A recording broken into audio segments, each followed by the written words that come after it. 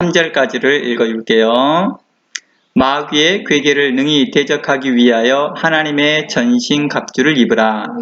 우리의 씨름은 혈과 육을 상대하는 것이 아니요 통치자들과 권세들과 이 어둠의 세상 주관자들과 하늘에 있는 악의 영들을 상대함이라. 그러므로 하나님의 전신갑주를 취하라. 이는 악한 날에 너희가 능히 대적하고 모든 일을 행한 후에 서기 위함이라. 라는 내용입니다. 오늘 에베소서 강의 50강에서 하나님의 전신갑주를 입으라 두 번째 시간을 가져보겠습니다. 성도들의 영적 싸움의 대상은 누구이냐? 지난주에도 말씀드렸던 것처럼 마귀의 관계, 마귀의 괴계였습니다.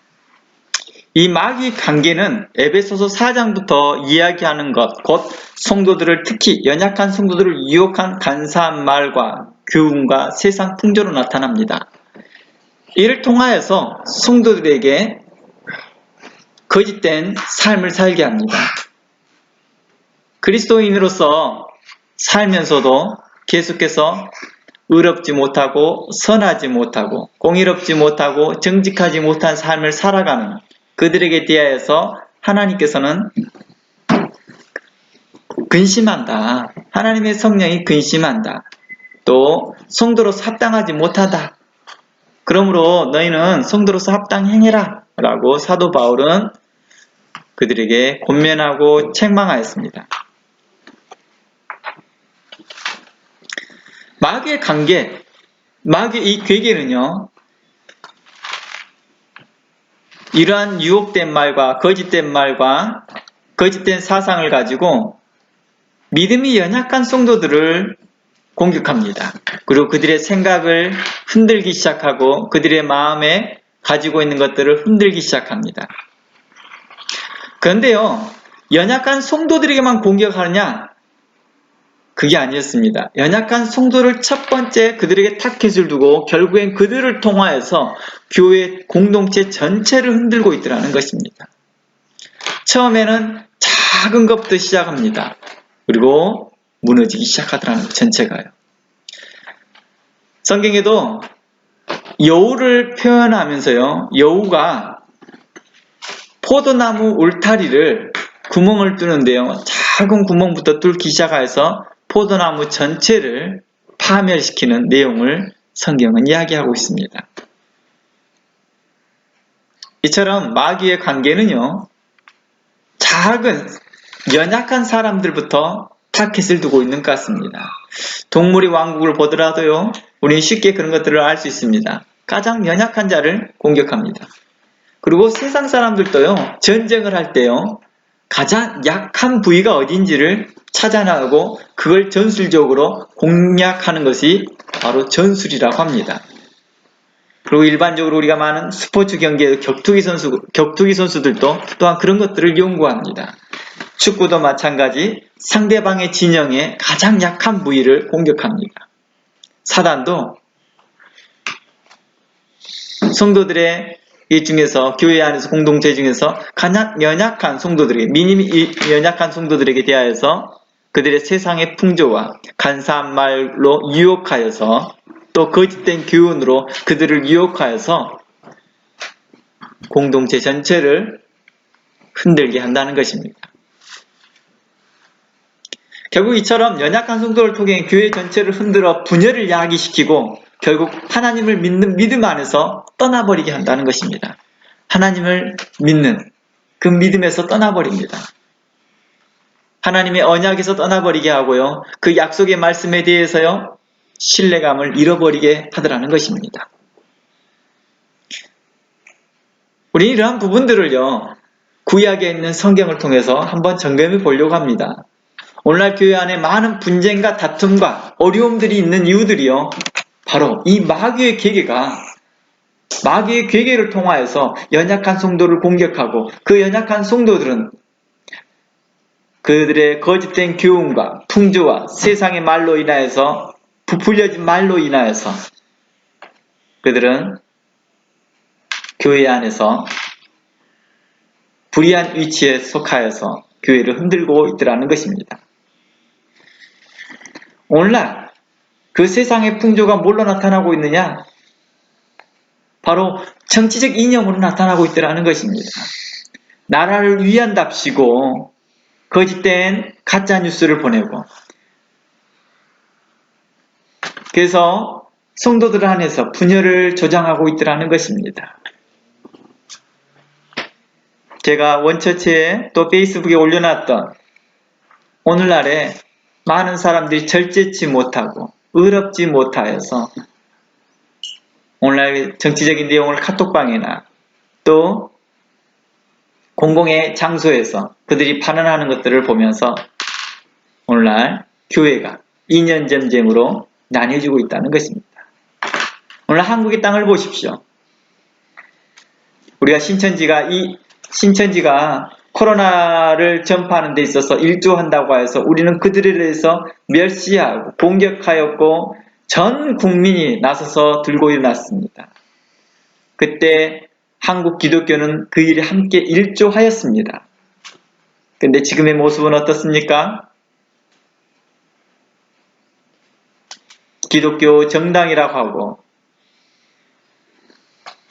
기독교인이라고 하고 자신들은 정통이라고 그러고 자신들은 하나님을 위해서 한다고 그러고 하나님을 위해서 또 이 나라를 위해서 위한다고 하지만 정작 그들은 세상의 규칙도 지키지 못할 뿐만 아니라 하나님의 나라에 본이 되어지지 못하고 의롭지 못하고 공의롭지 못합니다. 그러나 다행스럽게요, 의로운 목사님들과 의로운 목회자들이 또 의로운 성도들이 이 문제를 자신의 문제라 인식하고 저희들이 잘못했습니다. 우리가 하나님 앞에 범죄하였습니다. 라고 하였습니다. 저는 그러한 모습들이 아름답게 보입니다. 정강은 목사를 이단으로 정죄하는 일에 앞서서 먼저 우리가 잘못했습니다. 라는 말이 먼저였던 행위가 저는 옳다고 봅니다. 우리 기독교는 우린 정강훈과 달라요. 우린 그 사람과 전혀 다른 사람이에요. 라고 거리를 두는 것보다 먼저 자신들이 연약했음을, 자신들이 부족했음을 인정하고 사과하는 태도가 정말 우리가 보고 싶어하는 태도이고 하나님이 기뻐하는 태도라 저는 생각합니다. 구후 차선의 문제가 정강훈 목사를 이단으로 정죄하고 그의 행위가 옳지 못하며 의롭지 못하며 심지어 하나님의 이름을 망령되이 행할 뿐만 아니라 그 하나님 앞에 대적하는 말들을 하였던 것에 대하여서 기독교는 잠잠하지 않아야 됩니다. 특히 많은 신학자들과 그리고 의로운 목회자들은 들고 일어서야 될 것입니다. 그의 거룩하지 못한 입술을 책망해야 될 것이며 하나님 앞에서 사람 앞 성도들 앞에서 그가 의롭지 못한 일에 대하여서 불명코 하나님의 심판을 받도록 해야 될 것입니다.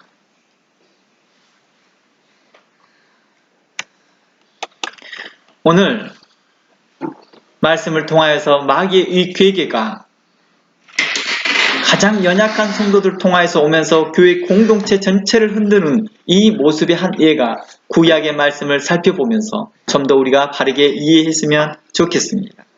민수기 11장 4절에서 10절 말씀입니다. 민수기 11장 4절에서 10절입니다. 4절부터 보면 있습니다. 저는 개역 개정을 보고 있습니다. 여러분들이 개역 개정이라고 쓰인 것을 보시면 됩니다.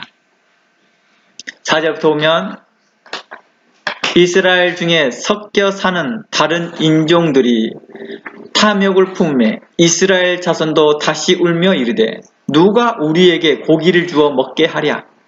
우리가 애굽에 있을 때 값없이 생선과 오이와 참외와 부추와 파와 마늘을 먹은 것이 생각나거늘 이제는 우리의 기력이 다하여 이 만나 외에는 보이는 것이 아무것도 없도다 하니라. 이 6절까지 우선 살펴보겠습니다. 1절에서 6절까지 살펴보면 그들 중에 섞여 사는 다른 민족이 무엇을 품었습니까? 탐욕을 품었다라고 말합니다. 섞여 사는 이 무리들이 불평, 불만이 곧 이스라엘 백성에게 이 전염된 것이 나타나기 시작합니다. 섞여 사는 다른 인종이 탐욕을 품에 이스라엘 자손도 울기 시작하고 누가 우리에게 고기를 주어 먹게 할 거라고 말합니다.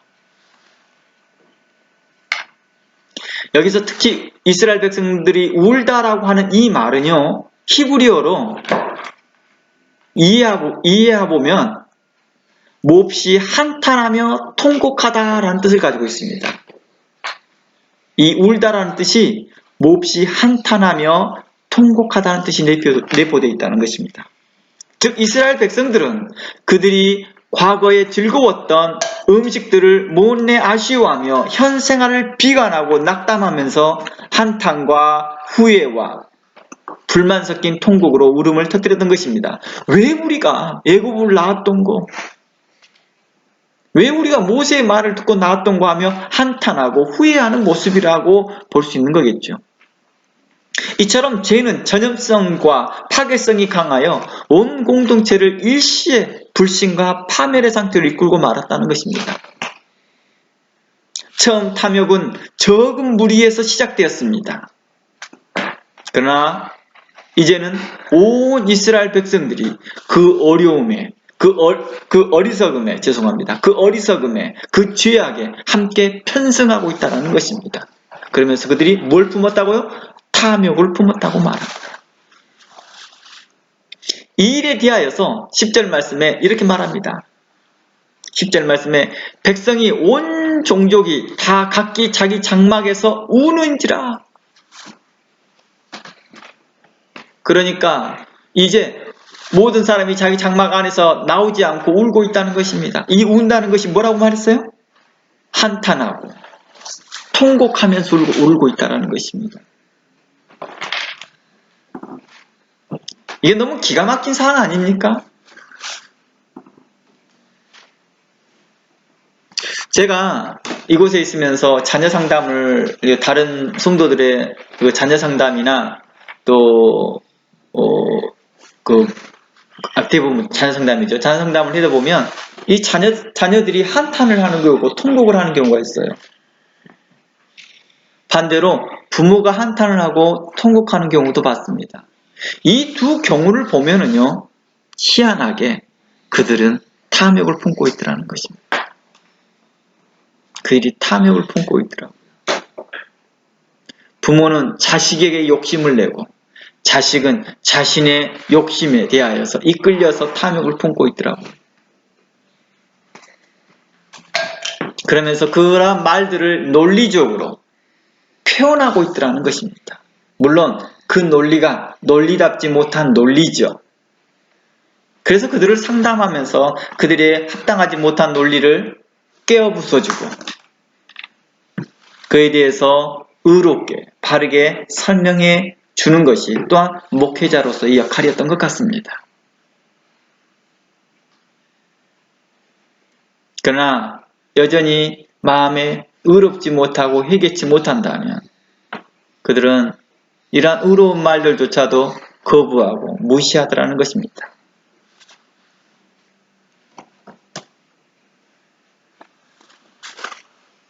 10절 말씀에 온 족족이 자기 장막 안에서 우울 때 그들이 탄식하며 울고 있더라는 것입니다. 그러므로 여호와의 진노가 심히 크고 모세도 기뻐하지 않았다라고 말합니다. 그 장막에서 우는 소리가 여호와의 귀에 들렸다라는 것입니다. 모세도 들을 뿐만 아니라 하나님도 들으신 거죠. 그리고 이 일에 대하여서 하나님은 기뻐하지 않습니다. 크게 진노하시더라는 것입니다.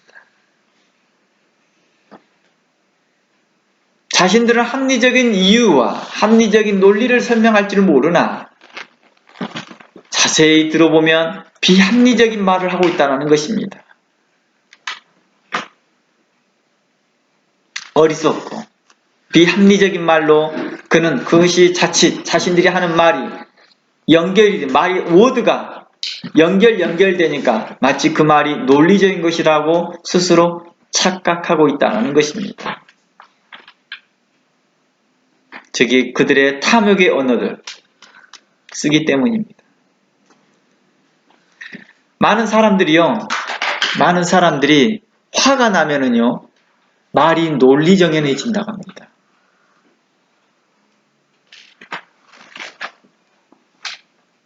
불만이 가득 차이면 말이 논리정해진 사람들이 있다 합니다. 모든 사람이 그러진 않겠죠. 어떤 사람들은 말문이 막히는 사람도 있겠죠.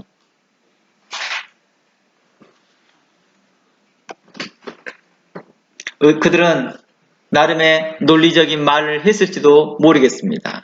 그러니 그 탐욕을 품고 있을 때 그들이 장막 안에서 울 때에 그 탄식하며 후회하고 불만 섞인 말로 통곡하고 있을 때에는 그 많은 사람들이 함께 동요할 수 있었다 한다면 나름의 뭐가 있었어요? 합리적인 이유들이 나타나 있었다는 것입니다. 합리적인 설명이 있었다는 것입니다. 그러니 그들이 이렇게 공동체적인 움직임이 나타나겠지요.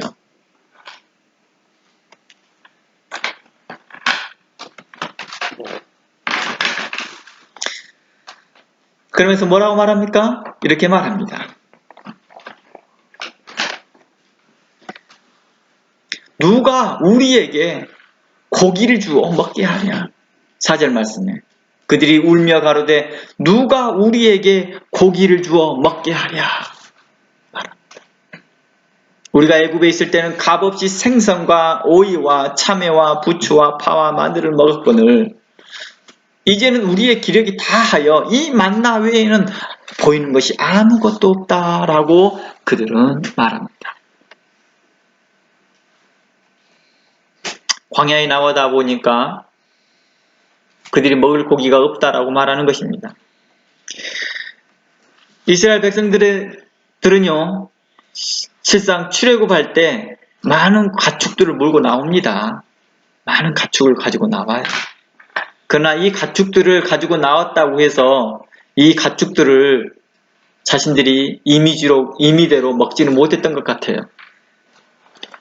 우리도 시골에서 예전에 저희가 가난한 시절을 지내다 보면은요, 소나 큰 동물들은요, 돼지 같은 경우는요, 도축할 때요, 나라의 허락을 받아야 돼요.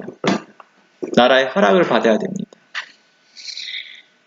특히 당시에는 이스라엘 백성들은 제사를 드려야 됐기 때문에 제사용 희생제물과 또 식용으로도 보존되어야 될 필요성도 있었겠죠. 그래서 이스라엘 지도자들은 철저하게 이스라엘의 지도자의 통치하에서요, 철저하게 제한적으로만 식용이 사용되었겠죠. 이로 인하여서 그들은 불만이 쏟아지고 입맛을 돋구는 마늘이나 파나 또 부추와 같은 것들을 요구하고 있었다는 것입니다.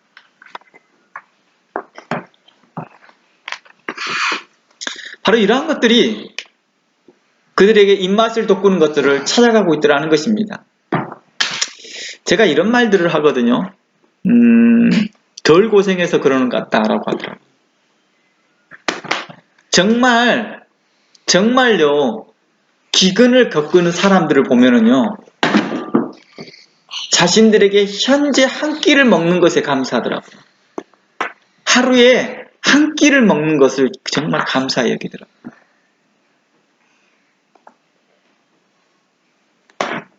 요즘 우리가 텔레비를 통하여서, 유튜브를 통하여서 보면 그 가난한 나라가 어떻게 해요?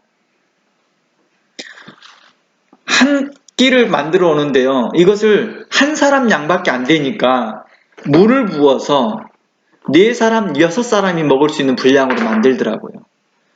수프로 만들어서 국물을 마시는 거예요. 그리고 이 양에 조금 더 추가시키고 싶어서 흙을 파서 흙을 집어넣습니다. 끓입니다. 흙 안에 있는 미네랄을 끓이는 거죠. 다른 음식과 함께. 그리고 그들이 이렇게 합니다. 오늘 하루도 배부르게 먹었다. 그리고 잠을 취합니다. 그들은 잠자기 전에 이 음식을 먹거든요.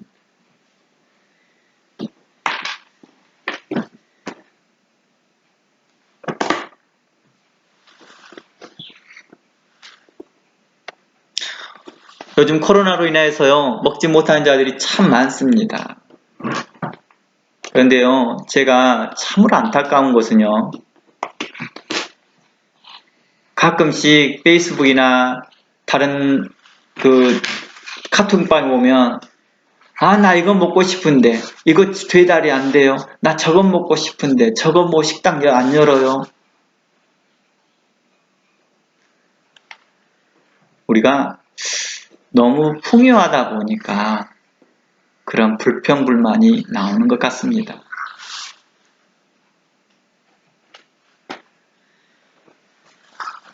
그러면서 모세를 자극합니다. 모세를 자극하고 모세와 함께 있는 지도자들을 자극합니다.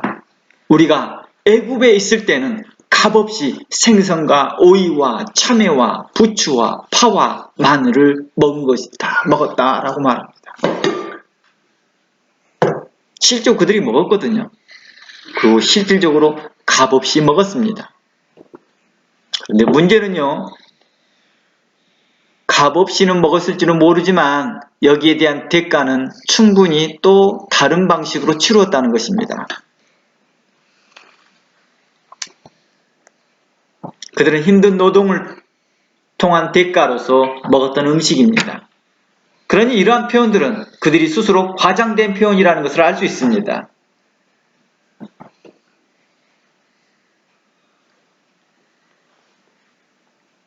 말 그대로 공짜 음식은 아니었다라는 것입니다. 공짜 음식이 아니라 그들이 애굽에 있는 많은 신전들을 지어주고 얻었던 음식이었겠죠. 아마 그들은 그 제사 음식을 나눠 먹었는지도 모르겠습니다. 그러나 광야 생활은 그들에게 어땠습니까? 결코 애굽 생활과 크게 다르지 않다라고 느꼈던 것 같습니다. 왜 그랬을까요? 노동은 없었지만 끊임없이 걸어야 되는, 그리고 그들의 먹을 것이 제한되었다는 것을 발견했기 때문인지도 모릅니다. 또한 먹을 것조차도 자기 마음대로 먹지 못했다는 것입니다. 자신들이 끌고 나왔던 가축들조차도 자신들이 임의대로 먹지 못하고 통제하에서 배분되어졌기 때문일 것입니다. 그러면서 이로 인하여 한탄한 것입니다. 이러한 태도는 그들이 하나님의 약속의 말씀을 잊어버린 것이겠죠. 그 약속의 땅으로 인도해 주겠다. 너희 조상 아브라함과 이삭과 야곱에게 약속했던 그 언약의 땅을 잃어버린 거겠죠. 그리고 그들이 믿음이 약해져 가고 있다는 것을, 하나님께 대한 신앙과 믿음이 얼마나 약해졌는지를 이렇게 자신들의 말로 보여주고 있다는 것입니다. 우리가요, 말을 논리적으로 한다고 해서요, 그 말이 설득력이 있는 것이 아니라요, 도리어 그 논리적인 말이 자기 자신을 증명해 보이더라고요. 자신의 상태를 자세하게 설명해 주더라고요. 이 말이 예수님께서도 말을 해요. 성경에 나와요. 마지막 때, 심판 때 앞에서 사람들이 자기 말을 직고한대요. 그러니까 자기 신들의 잘못들을 직접적으로 이야기를 하는데 논리적인 말을 할 거 아니에요. 앞뒤 상황을 정확하게 풀어서 이야기한다는 거예요. 자기의 잘못을. 자기 상태를 자기 스스로가 증명해낸다라는 것입니다. 이렇게 그들의 믿음이 약해진 그 이유는 정말 배가 고파서가 아니라 다른 교훈, 다른 생각, 다른 말이 들어왔기 때문이죠. 누구로부터요? 마귀로부터요. 그 마귀가 누구에게 들어옵니까? 작은 집단에게 들어옵니다. 그 작은 집단에 들어와서 결국에는 그 큰 집단을 뭐예요? 전염시켜버립니다. 순식간에 전염시킵니다. 오늘날 교회의 모습은 어떻습니까? 너무 유사하지 않습니까? 오늘날 가정의 모습은 어떻습니까? 가정도 작은 것에서 스타트해서 크게 움직이고 있더라는 것입니다. 그리고 그 가정이 분열이 일어나고 다툼이 일어나더라는 것입니다.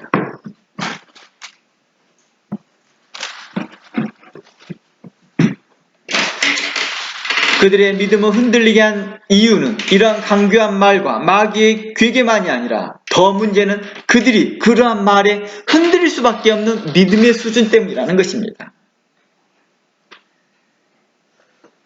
바로 이러한 부분을 통하여서 사도 바울은 책망한 것입니다. 너희 믿음을 굳게 하라. 너희는 배우고 확실한 일에 거하라. 그러므로 너희는 전신갑주를 취할 때 성령을 따라 행하라. 전신갑주를 입으라. 믿음을 좇아 행하라. 너희는 그렇게 배우지 아니하였도다 라고 하는 책망이 들어갔다는 것입니다. 특히 본문 4절에서 이렇게 들어갑니다. 4절에서 탐욕을 품었다고 하는데 이 탐욕이라는 말은요, 생존에 꼭 필요한 것을 원하는 게 뜻이 아니라는 거예요. 탐욕이라는 것은 생존에 필요한 것을 요구하는 것을 말하지 않아요. 그렇죠? 탐욕이라는 그 말 단어 자체 뜻이 뭐예요? 분에 넘치는 것을 요구하다라는 뜻이에요. 탐욕이란 단어 자체가 그래요. 탐욕이란 단어 자체가 분수에 넘치는 것을 무리하게 요구하다라는 뜻이에요. 또는 취하다, 구하다 이런 뜻이에요. 그것을 탐욕이라고 말합니다. 이스라엘 백성들이 정말 아무것도 먹을 것이 없었나요? 아니었습니다. 먹었습니다. 근데도 탐욕을 품더라고요. 오늘날 제가 좀 전에 잠시 언급했던 것처럼 오늘 코로나로 인하여서 정말 먹지 못하는 자들이 정말 많고 잡을 잃어버린 자들이 그렇게도 많은데도 불구하고도 현실에 자신들이 잘 먹고 있는 것에 대해서 또다시 더 잘 먹으려고 합니다. 이것이 탐욕이 아니고서 무엇이겠습니까?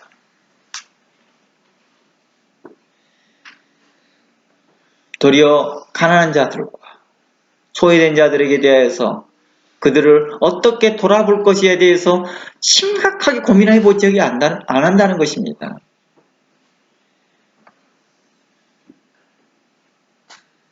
우리가 보았던 한 젊은 여자의 학생을 기억합니다. 그 애가 아마 10살인가 밖에 되지 않았는데요. 그는 가난한 나라 아이들을 보면서요, 그 마음이 이랬대요. 내가 신고 있는 신발이 너무나도 과분한 신발이구나. 근데 나는 엄마에게 또다시 사달라고 또 했구나. 라고 하면서 그가 캠페인을 벌인 게 뭐예요? 신발 보내기 운동을 했던 거예요. 자기가 신지 않았던 신발, 평소에 잘 안 신는 신발들 다 콜렉팅해서 그 아프리카의 나라에 보내주는 운동을 그 작은 어린아이가 한 거입니다. 우리가 열이만 있다 한다면, 우리가 마음에 소원만 있다 한다면 우리는 그들을 어떻게 도울지를 알 수 있을 것입니다. 우리가 그러잖아요. 자기 탐욕에 이끌리면, 자기 욕심에 이끌리면 어떻게 하든지 그 일을 하잖아요. 어떤 이유를 들든지 간에. 반대로 하나님 앞에 의로운 마음이 쓰고 의로운 열정이 세워진다면 하나님께는 거기에 따르는 지혜와 의로운 마음들을 주실 것이라 봅니다. 특히 이번에 저희 샘과 하나가 절제를 통하여서 대마초에 대하여서 합당하지 못하다. 대마초 합법화가 합당하지 못하고 대마초는 우리 몸과 마음과 영혼을 상하게 합니다. 파괴합니다. 그러니 먹지 마십시오 라고 하는 이런 캠페인과 그러한 유튜브를 통해서 말했던 이런 것들처럼 이렇게 작은 움직임이 필요하다는 것입니다. 우리 가운데. 그러나 우리는 반대로 탐욕을 품습니다. 우리는 탐욕 대신 의로운 마음을 품었으면 좋겠습니다. 공의로운 마음을 품었으면 좋겠습니다. 정직한 마음과 선한 마음을 품었으면 좋겠습니다. 이 탐욕은 분수에 넘치는 것을 무리하게 요구하는 것처럼 하나님이 기뻐하지 않습니다. 마치 하와가 에덴 동산 안에 풍족한 과일이 있었으나 뱀의 말을 듣고 누구의 말을 듣고? 뱀의 말을 듣고. 이 뱀은 누구를 상징합니까? 악한 자, 사단, 마귀의 괴계의 말을 듣고 그의 부풀리는 말을 듣고 그의 거짓된 말을 듣고 속습니다. 그리고 선악과를 탐하게 됩니다. 이 선악과는 하나님께서 금하신 것임에도 불구하고도 그것을 탐합니다. 놀랍잖아요. 먹음직스럽고 보암직스럽고 먹음직스러웠다라고 말합니다. 아니 다른 과일들도 분명코 그에게 먹음직스럽고 보암직한 것들이 많음에도 불구하고도 그는 왜 그랬을까요? 바로 악한 자, 사단 마귀의 괴기에 빠진 거겠죠.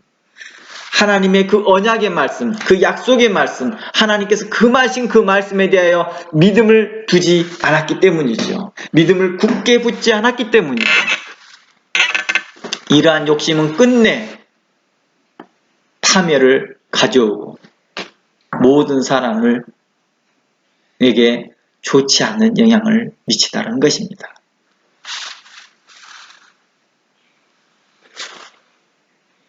이런 파괴적인 욕망, 이 파괴적인 이런 욕심들은 부풀리고 과장된 말로, 광교한 말로 나타납니다. 6절 한번 보겠습니다. 어떠한 광교한 말로 나타나는지요?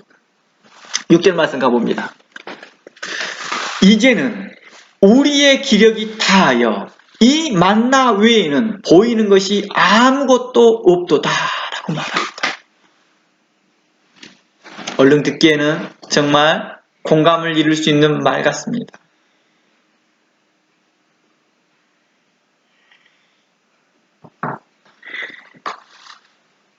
보세요. 이 만나 외에는 보이는 것이 아무것도 없도다 라고 말합니다. 그들은 스스로가 자기의 죄를 고백하고 있습니다.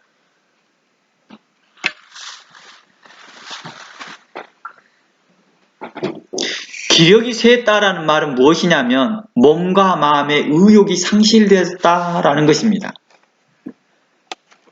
몸과 마음의 의욕이 상실되었다. 기력이란 뜻이 그런 의미예요. 몸과 마음의 의욕이 상실되었다. 기력이 다했다. 그런 의미를 담고 있다는 거죠. 그러나 진정 그들이 약해진 것은요, 몸과 마음의 기력이 다한 것이 아니라 하나님을 향한 믿음과 의리가 약해진 것이겠죠. 그리고 하나님의 약속에 대한 불신이 생긴 것입니다.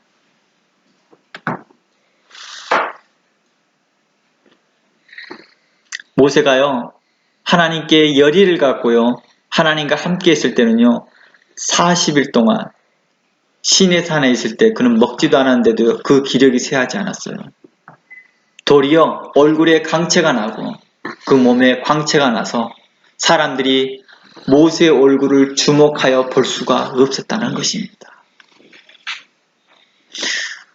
우리가 느끼는 게 자주 그래요. 우리가 자신이 즐거워하고 좋아하는 일들을 하고 있으면요, 배가 고프지 않는 경우가 많아요. 끼니를 잃어버리더라고요.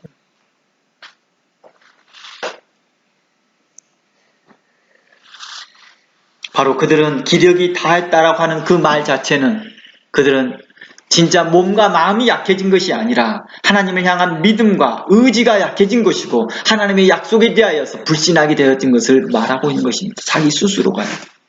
그래서 그들은 하나님의 은총, 곧 하나님께서 항상 함께하고 있다는 증거인 것이 무엇이었습니까? 만나였습니다. 그가 불기둥과 구름기둥이었습니다. 불기둥과 구름기둥이 있었고 매일과 같이 그들로 스스로 느낄 수 있는 그 만나를 매일과 같이 주었는데도 불구하고도 그 증거인 만나를 무시하게 됩니다. 그들은 이렇게 말합니다. 이 만나 외에는 보이는 것이 아무것도 없도다. 정말 보이는 것이 아무것도 없었을까요? 이 말의 의미는 무엇일까요? 이는 그들이 하나님의 약속을 얼마나 경히 여기고 가볍게 여기는 것을 보여주는 말이겠죠.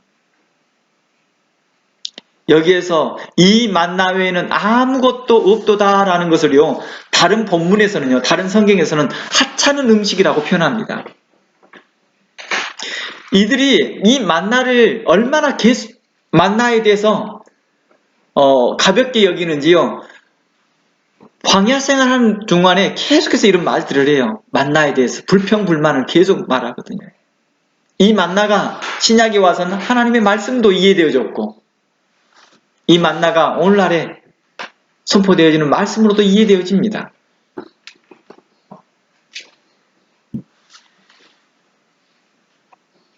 우리에게 성경이 있다는 것, 그리고 그 성경을 우리가 묵상할 수 있는 기회들, 그리고 이 성경이 예전에는 한 권을 사기 위해서 귀족들만이 살 수 있는 큰 돈을 들였던 중세시대와 달리 지금은 누구나도 가질 수 있는 성경, 심지어는 자기 스마트폰에 언제든지 성경 10권도, 많게는 20권, 40권도 함께 볼 수 있는 그런 스마트 시대에 도래하고 있다는 것입니다. 그런데 이렇게 말씀을 매일과 같이 접할 수 있는데도 불구하고도 그들은 뭐예요? 하찮은 음식이다라고 말합니다. 오늘날 어떻습니까? 하나님의 말씀을 통하여서 지혜를 얻는 것을 하찮게 여깁니다. 그리고 세상 사람들이 그 나름의 자신들이 가지고 있는 학식과 지식을 가지고 말하는 말을 통하여서 우리는 그들을 통해서 지식을 얻고 있는 것을 볼 수 있습니다.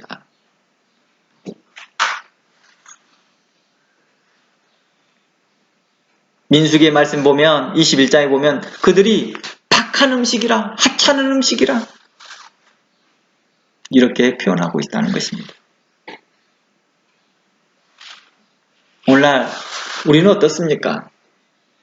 하나님께 지혜를 구하기보다 사람들에게 지혜를 구하고 세상에게 지혜를 구합니다. 오늘은 유튜브를 통하여서, 구글을 통하여서 그 유튜브 신과 구글 신을 섬기듯이 우리는 그들에게 모든 지혜를 구하고 있습니다. 하나님의 말씀을 경히 여기고 하나님의 말씀을 하찮게 여기는 이 세대를 향하여서 우리는 다시 한번 민수기 말씀이 우리에게 뭘 경종을 하는지를 살펴봤으면 좋겠습니다. 마귀의 괴계는 매우 논리적인 것처럼 보이나 실상 그 결과의 값은 사망이고 멸망이었다는 것을 명심하기를 바랍니다. 사도 바울은 이러한 마귀의 괴계를 대적하기 위해서 전신갑주를 오직 하나님께로부터 오는 것, 오직 하나님께로부터 오는 것으로 취하라고 말합니다. 그래서 하나님의 전신갑주라고 말해놨다는 것입니다. 전신갑주의 모든 소유가 되어지는 것이 하나님께로부터 출발되었다는 뜻입니다. 그 모든 제품의 주 원료와 그 생산 라인들이 다 하나님께 있다는 것입니다. 이는 다시 말하면 성령을 통하여 쫓아 나온 것이요, 하나님의 말씀을 쫓아 나오는 것이요, 진리를 쫓아 나온 것으로 많이 되어진 것이 우리의 전신갑주라고 말하고 있다는 것입니다. 그러나 그들이 하나님의 말씀을 경히 여기고 하나님의 말씀을 하찮게 여기고 하나님의 말씀으로 나오는 그 지혜를 하찮게 여기는 이 시대를 우리는 무엇라고 말해야 될까요? 악하고 하나님의 말씀을 경히 여기는 세대라, 가벼이 여기는 세대라 할 것입니다. 그러나 우리는 한번 생각해 보십시오. 처음 우리가 예수 그리스도를 영접하고 또한 우리가 하나님에 대해서 그 기쁨의 날들을 기억해 보십시오. 하나님의 말씀이 우리는 전부입니다라고 고백할 때가 얼마나 많았는지요. 그런데도 우리는 곧잘 그런 고백들을 해놓고도 얼마 가지 못해서 곧잘 잊어버리더라는 것입니다. 마치 이스라엘 백성들처럼 말입니다. 이스라엘 백성들도 만나를 어떻게 평가했습니까? 민수기 11장 7절 말씀 가봅니다. 민수기 11장 7절 말씀에 이렇게 말합니다. 만나는 가시와 같고 모양은 진주와 같은 것이라 백성이 두루 다니며 그것을 거두어 맷돌에 갈기도 하며 절구에 찢기도 하며 가마에 삶기도 하며 하여 과자를 만들었으니 그 마치 기름 섞은 과자맛 같더라 라고 말합니다. 만나를 여러 가지 다양한 방식으로 요리할 수 있었습니다. 그런데 그 맛이 놀랍도록 기름 섞은 과자와 같다 합니다. 이 기름 섞은 과자란 말을요, 출애굽기에서는 이렇게 말합니다. 꿀 섞은 과자 같다라고 말합니다. 출애굽기 16장 31절 말에 꿀 섞은 과자 같다. 이 말은 무슨 뜻일까요? 즉 하나님의 말씀에 대하여 달고 오묘하도다. 하나님의 말씀이 정말 우리에게 참 지혜를 주신다라고 그들은 고백을 하였으나 곧잘 잃어버리더라는 것입니다. 곧잘 잃어버리고 다른 복음, 다른 생각, 다른 것들을 찾아가더라는 것입니다. 꼭 이단의 말이만이 다른 복음이 아니라 세상의 가치를 두고 세상의 말에 가치를 두는 것이 곧 다른 복음 아니겠습니까? 그것이 곧 우리의 정서를 흔들며 하나님께 향한 정직한 마음과 신실한 마음과 의로운 마음들을 흔들어 버리더라는 것입니다.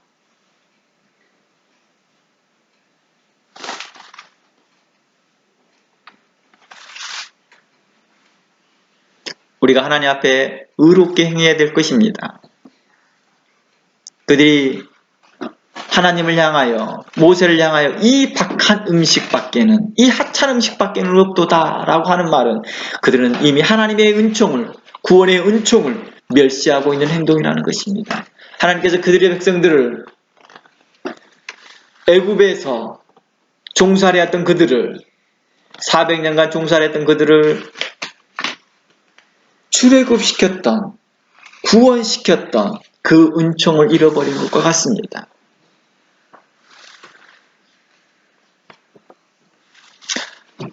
갈라디아서는 이러한 영적 상태를 그대로 묘사하기를 우리들도 그러한 영적 상태 뭐느냐?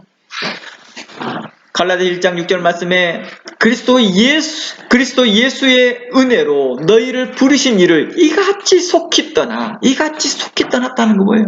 그 은혜로 우리가 처음에 예수 그리스도를 접했던 그 은혜가 감격스럽고 은혜스러웠던 것을 그들은 스스로가 뭐합니까? 속히 떠나더라는 것입니다. 다른 복음을 따르는 것이 정말 이상하다. 너희가 그렇게 구약을 통해서 교훈을 바꾼데도 불구하고도 또 이렇게 떠나느냐? 7절 다른 복음은 없나니 다만 어떤 사람들이 너희를 교란하여 그리스도의 복음을 병케하였다라고 말합니다.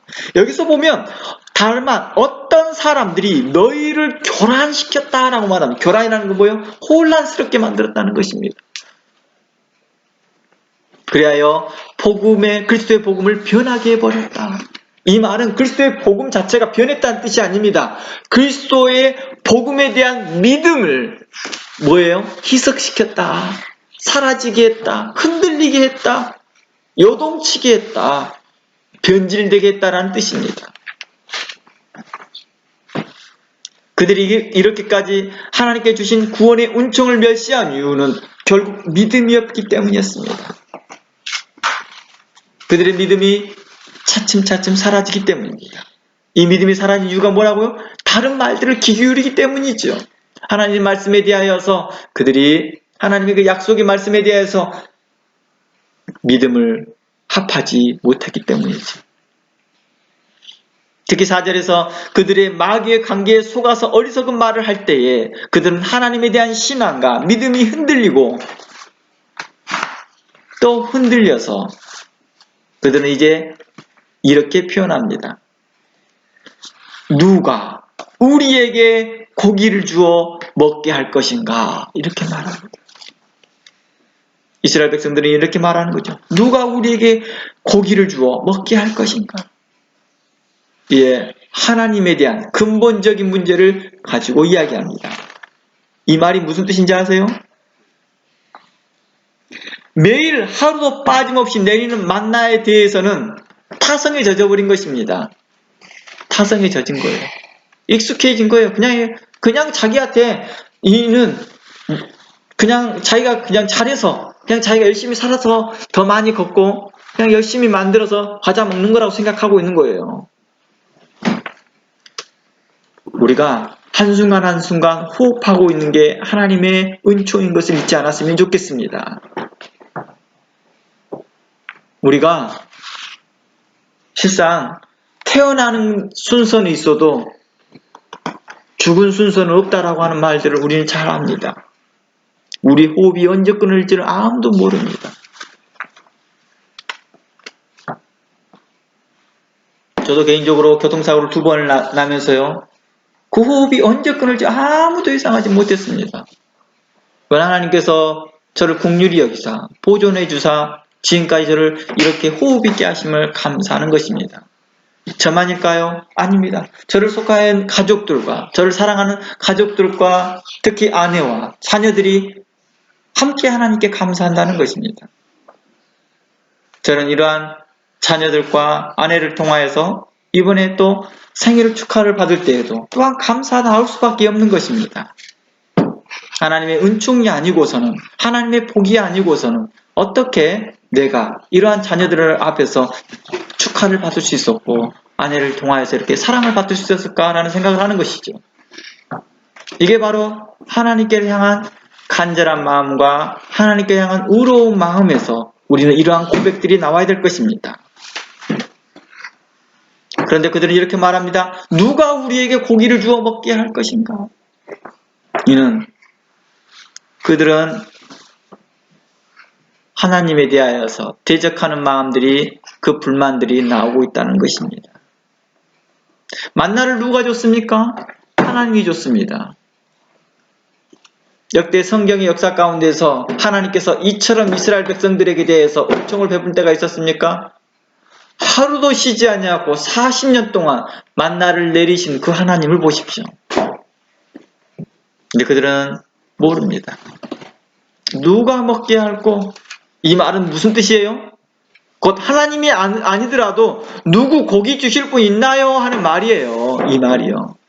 이 말 자체가 누가 우리에게 고기를 주어 먹게 할 것인가? 이 말은 하나님 아니더라도 괜찮으니까 누구라도 고기 주어서 주실 분 있나요? 라고 하는 말입니다. 모세 아니더라도 괜찮으니까 누구고 고기 주실 분 없어요? 이 말인 거예요.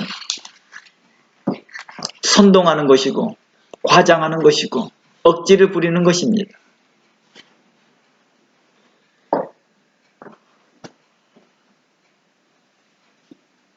어떠한 가정들은 보면은요, 아내가 남편에게 우리가 하나님께 감사합시다 하면 남편은 그 말을 자주 듣는 것을 귀찮아하고 그리고 귀를 신경질적으로 나타내면서 자신이 믿고 있는 그 신앙도 다 저버리는 경우도 있고, 반대로 남편이 아내에게 그런 말을 하는 것을 듣기 싫어서 또한 하나님께 대한 신실한 신앙을 저버리는 사람도 보았습니다.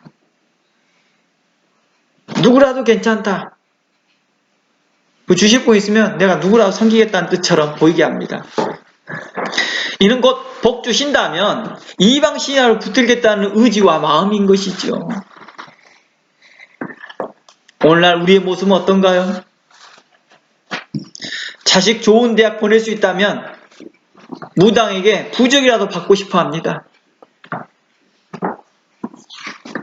항상 연말이 되면은요, 불자들만이 부적 받아오는 게 아니라, 불자들이었다. 세상 사람들만이 부적 받아오는 게 아니라, 심지어 그리스도인이라 하면서도, 성도라 하면서도 그런 부적을 몰래 받아오더라는 것입니다.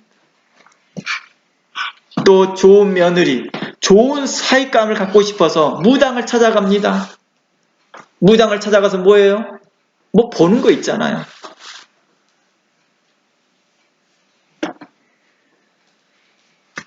뭐 궁합이 맞느냐 안 맞느냐,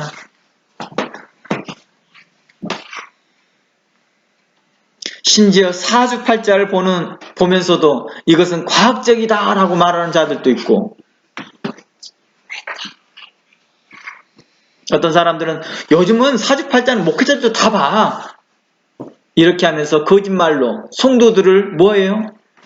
동요시키는 자들도 있습니다.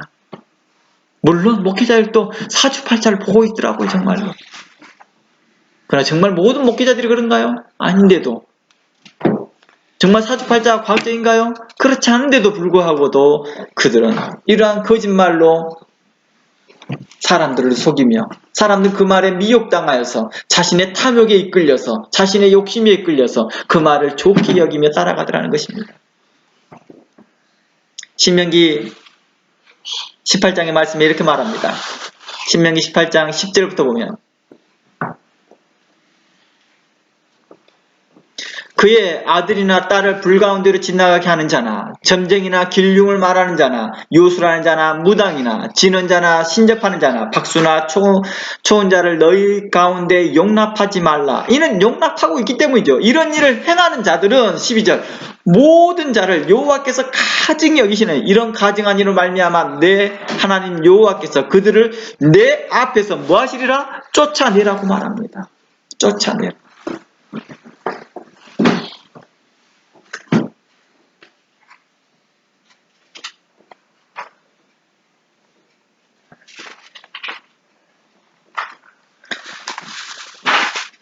사도 바울은요, 이러한 마귀의 유혹에 대해서 어떻게 해야 될까요? 적극적으로 대적하라고 말합니다. 마귀의 계계를 무하기 위해서, 대적하기 위해서, 승리하기 위해서 전신갑주를 입으라 라고 하는 것은 성령을 조차 행하라는 뜻이었습니다. 특히 이러한 탐욕과 거짓된 유혹에 빠진 성도들에게 온유함으로 교훈하고 바르게도 하고 그래도 듣지 않으면 책망했다는 것입니다.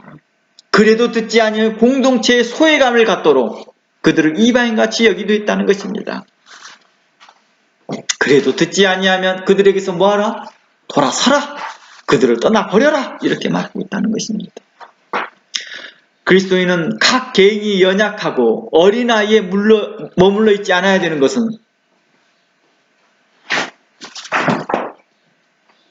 그 연약한 한 성도가 전체 공동체를 흔들기 때문입니다. 그래서 이러한 개념에서 보면 나만 열심히 신앙생활하면 된다라는 의미가 아니라 자기를 돌아볼 뿐만 아니라 내 이웃을 돌아보아. 혹 구원에 이르지 못할까 하는 자들, 혹 하나님 앞에 의롭고 선하게 정직하게 못하는 자들이 대하여서 너희는 뭐하라? 권면하고 책망하고 책선하라 라고 말했다는 것입니다.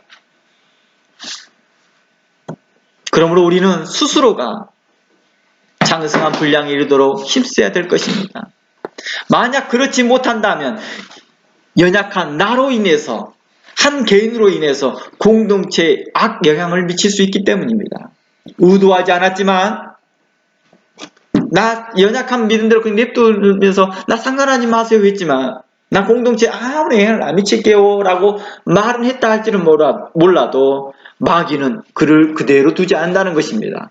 악한 자 마귀는 그를 통해서 간사한 유혹으로 그를 유혹시켜서 나도 모르는 사이에 그리스도의 몸의 지체인 공동체에 악영향을 미치게 하고 공동체 전체를 혼란스럽게 하더라는 것입니다. 성도는 마귀의 수많은 공격과 유혹에 대하여서 담대히 맞서서 대항할 수 있어야 됩니다. 그러기 위해서 우리는 하나님께로부터 오는 전신갑주를 취하도록 힘써야 될 거라는 것입니다. 이것이 다른 말로 바로 성령을 조차 행하는 것입니다. 이 말을 다른 말로 성령을 따라 행하여서 성령의 열매를 맺기를 바라는 것입니다.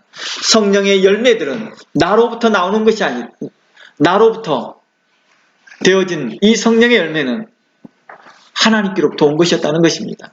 맺어지는 열매는 이 모든 리소스가 하나님께로부터 맺어진 열매라는 것입니다. 이 말을 에베소 4장에서는 너희가 장성한 분량에 이르러라 라고 했다는 것입니다. 장성한 분량에 이르러. 에베소 4장 13절 말씀에 우리가 다 하나님 아들을 믿는 것과 아는 일에 하나가 되어 온전한 사람을 이루어 그리스도의 장성한 분량에 충만한 데까지 이르리니 라고 말합니다. 이 말은 에베소 6장의 전신갑주를 입어라 라는 뜻입니다. 그리스도의 장성한 분량에 충만한 데까지 이르라. 그리하여서 14절 보면 우리는 이제부터 어린아이가 되지 아니하여 사람의 속임수와 간사한 유혹에 빠져 온갖 풍조에 교훈의 풍조에 밀려 요동치 않게 할 함이니라. 우리가 전신갑주를 입는 이유도 바로 이러한 이유들입니다. 오직 사랑 안에서 참된 것을 하여 범사에 그에게 잘할지니라. 전신갑주를 입으라는 말은, 다시 그 명령법은 사랑 안에서 참된 것을 그에게까지 자라나라, 성숙하라, 장성한 자가 되라 라는 뜻입니다. 16절, 그에게 온몸이 각 마디를 통하여 도움을 받음으로 연결되어 결합되어 각 지체의 분량들을 역사하여 그 몸을 자라나게 하여 사랑 안에서 서로 세우게 하던 것처럼 우리는 한 몸이었고 서로 자라나게 힘써야 되는 것입니다. 여러분들만 신앙생활 잘하면 된다라고 해서 옆에 성도들이 설교 말씀을 듣든 안 듣든 신경 쓰지 않는 것, 그거는 어리석은 일이요, 결국 자기 자신도 망하게 하는 것입니다. 여러분들이 은혜 받았던 설교를 옆 사람들에게 나누고 간증하고 말하는 것이요, 자기를 보호하는 일이라는 것입니다. 우리 정말 저 어렸을 때만 해도요, 좋은 설교 말씀이 있으면 그 테이프를 받아서 이 동네 사람 다 들어봤거든요. 자기만 듣고 그 테이프를 소장하는 게 아니라, 아, 집사님 이거 들어보세요. 저 은혜 너무 많이 받았어요. 그게 하나의 미덕이었거든요. 왜 미덕이 되었어요? 그 듣는 사람들도 그 말씀을 듣고 자신과 같이 은혜의 삶을 사니까요. 그러니까 너무 기쁘니까 고맙습니다, 집사님. 이거 건네줘서 고맙습니다. 이 일로 인해서 교회가 부흥하고, 이 일로 인해서 교회가 열성을 갖더라. 전도해라가 아니라 성도들이 그 말씀을 갖고 믿음을 갖고 행할 수 있도록 성도들은 어떻게 해야 됩니까? 자신이 그 말씀 안에 기쁨을 가져야 되고 그 말씀 안에 자신이 믿음을 더해야 됩니다.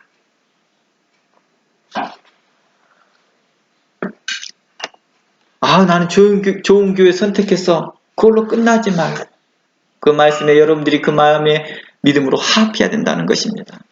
마귀의 괴계를 능히 대적하기 위해서 그래야 된다는 것입니다.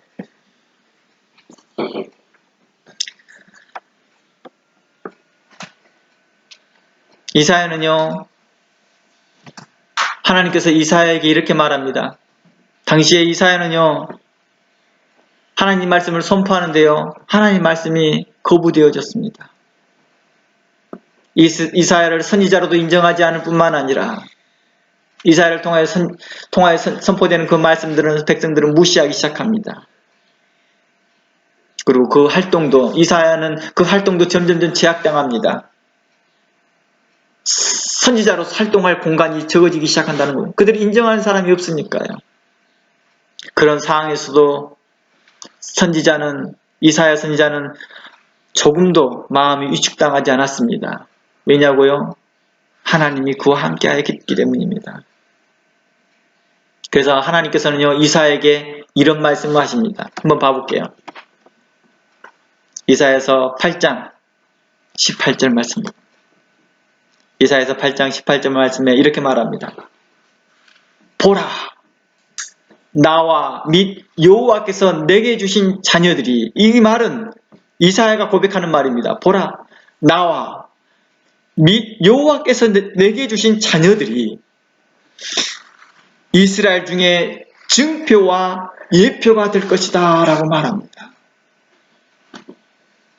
이는 시온산에 계신 만군의 여호와께로 말미암는 것이니라. 이 말씀은 무엇이냐? 이사야가 선포하는 그 말씀이 진실이며 의로운 것이며 정직한 것이다. 이것에 대하여서 증표가 무엇이냐? 내 자녀들을 봐라. 이렇게 말하고 있는 것입니다. 너희 온 이스라엘 백성들이 듣지 않는다 할지라도 내 자녀들이 내 말에 순종하며 굴복하며 여호와를 경외하고 있도다. 이것이 내게 증거가 될 것이며 내 말이 의롭다라는 것을 말하고 있도다. 오늘날 많은 목회자들이 자기의 자녀들의 영적 상태는 살펴보지 아니하고 있음으로 인해서 결국에는 그 목회가 어떻게 되는 걸 알 수요? 망하는 걸 볼 수 있었습니다. 우리에게 잘 알려진 그 옥하는 목사님이 그러더라고요.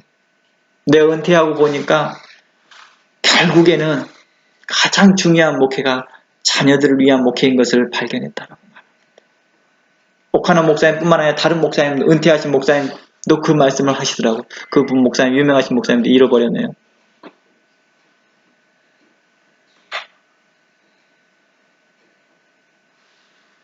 사도 바울이 이런 말을 합니다. 다른 사람을 구원시키고 내가 멸망하면 그게 무슨 유익이 있겠느냐.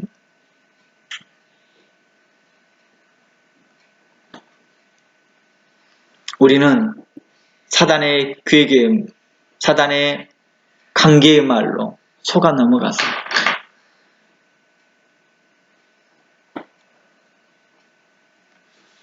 우리가 헛된 일에 힘쓰지 않았으면 좋겠습니다. 우리의 자녀들을 위해서 힘쓰고 애쓰는 것들도 중요합니다. 그들에게 대하여서 하나님 말씀으로 양육하고 교훈하고 책망하고 바르게 하고 교훈해야 될 것입니다. 그들이 세상에서 거짓된 교훈과 세상에서 담대히 하나님의 거룩한 가치관으로 세상의 풍조와 세상의 가치관을 이기고도 남을 수만한 그런 믿음으로 달려갈 수 있도록 그들에게 격려하고 그들에게 교훈하고 그들에게 말씀해야 될 것입니다. 가르쳐야 될 것입니다. 그래서 시편에서는 여호와를 경외하는 자들에게 뭘 주시겠다고요? 그 경외하는 자에게 그 안방에 있는 아내는 결실한 포도나무 같으며 내 식탁에 둘러앉은 자식들은 어린 감람나무 같다라고 하면서 이들에게 여호와를 경외하는 자에게 이 같은 복이 있다라고 말하였습니다.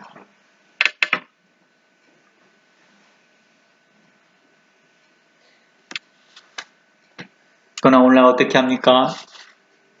거짓된 자들은 계속해서 다른 말로 공교한 말로 꾸며내서 하나님을 열심히 하면 하나님께는 자녀를 다 책임져 주신다 하면서 자녀를 내팽개치고 선교지에 떠나는 사람들이야.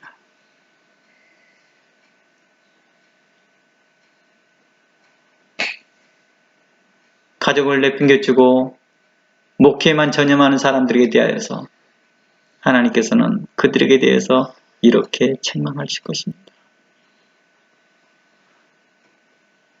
우리는 어떻습니까? 사단은요, 우리의 가장 연약한 공간을 통하여서 침범한다는 사실을 알아야 됩니다.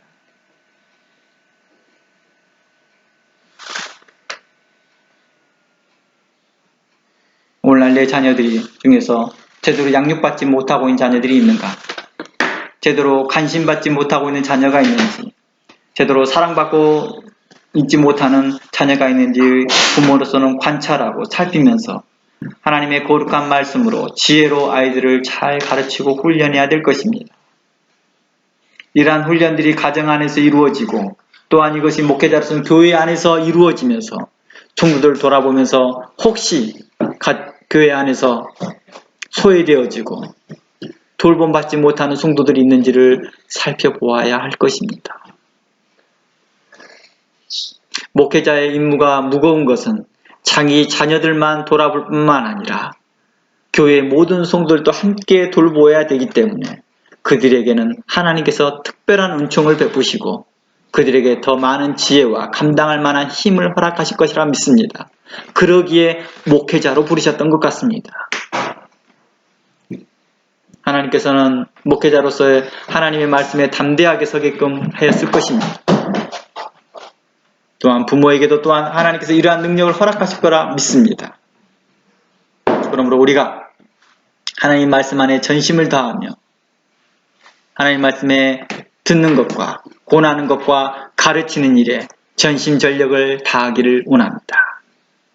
여러분의 자녀들에게 뿐만 아니라 여러분의 이웃에게도 성도들 간의 안에서 사랑 가운데 서로 온유한 마음으로 권하고 또 사랑 안에 생겼으면 좋겠습니다. 이것이 바로 하나님께서 우리에게 원하시는 것이요 기뻐하는 것입니다. 다 함께 기도하겠습니다. 하나님 감사합니다. 오늘도 우리를 살피시고 돌보시는 은혜 감사합니다. 긴 시간 동안 말씀이 증거되는 동안에도 하나님께서 우리의 생각들을 붙들어 주시고 우리의 마음을 붙들어 주심을 감사합니다. 하나님께서 각 사람에게 하나님의 거룩함